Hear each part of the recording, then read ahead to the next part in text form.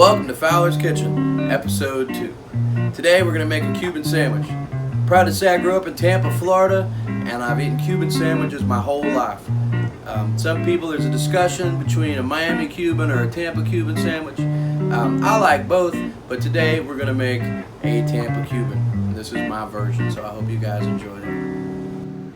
Here we have thinly sliced serrano ham, which is one of my favorites. We have some salami, some Swiss cheese, and some roast pork. I ended up picking up the roast pork at the deli that I got the bread from. One of my favorite parts of a Cuban sandwich is the bread. This was baked today at Marino Bakery in Brandon, Florida. Notice it's got the palm leaf down the middle. They do that so the bread splits in the baking process. The neighborhood I grew up in Tampa, there were Cuban sandwiches at every gas station. Everybody ate Cuban sandwiches.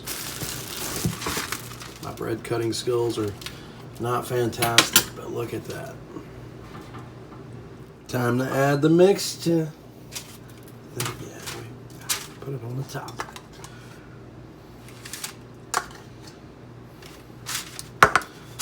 Let's see. Look at that, right there. Next, we add the ham.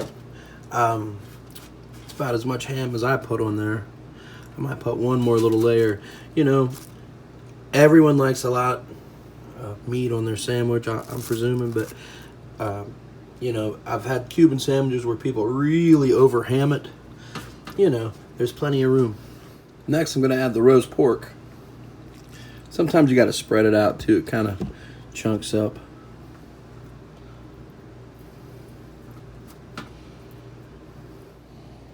There we go. Seems to me to be about enough.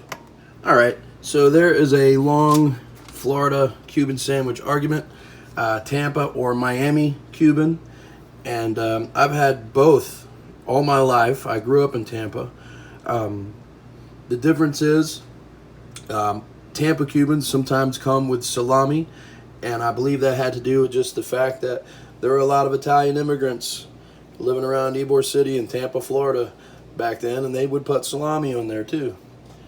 Personally, I like it with salami. 2 pieces. Gotta add the Swiss cheese, you know, and you don't want to over Swiss cheese it.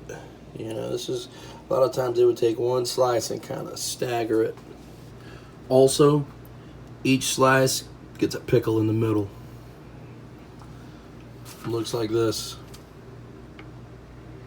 Take the bread, put it over it. We're not done yet. Now, this is not really traditional. A lot of the places I would eat growing up, they would definitely press the Cuban. I do not have a sandwich press, so I'm going to do it with a little bit different way. And also, the untraditional thing I'm about to do is I'm going to use some honey butter to put on my bread. That's just something I like, especially on a Cuban. I don't have a brush, so I'm using a kind of a clean paper towel to kind of spread it around a little bit. Oh yeah. One hot side at a time on my griddle over here. So I'm going to do the top side first, actually. There we go. Looks nice and honey buttery. Let's see if it makes a sizzle. Yeah, let me take my press here. There we go. Some of that honey butter's coming out right there. I don't mind. Be sure and do both sides.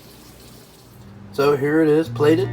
A little crispy on the outside, a little melted cheese.